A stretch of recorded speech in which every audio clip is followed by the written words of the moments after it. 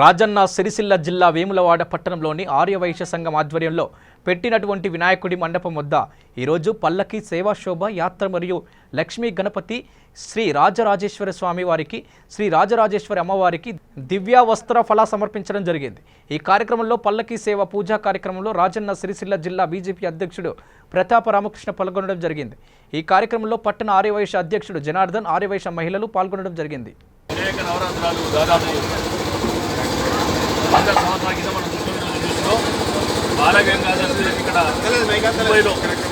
దేశభక్తి కోసం స్వాతంత్ర సంగ్రామం కోసం ప్రవేశపెట్టిన ఈ ఉత్సవాలు ఏవైతే ప్రపంచవ్యాప్తంగా ఈరోజు జరుగుతూ ఉన్నాయి।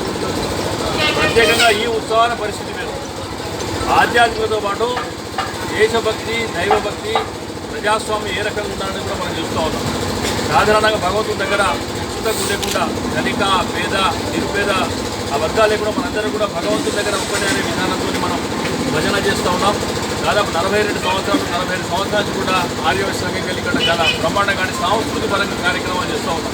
మిగతా వినాయకుడి దగ్గర సంస్కృతి ప్రకారం నడవలేదు మనం అంటే మనకు శాస్త్రీయ పరంగా సాంప్రదాయబద్ధంగా విశిష్టంగా పూజలు భగవంతుని ప్రతిష్ట, మీరు నవరాత్రులు ప్రతిష్ట ఎంత ముఖ్యమో సాంప్రదాయబద్ధంగా పూజా నిర్వహణ కూడా అంతే ఇష్టం।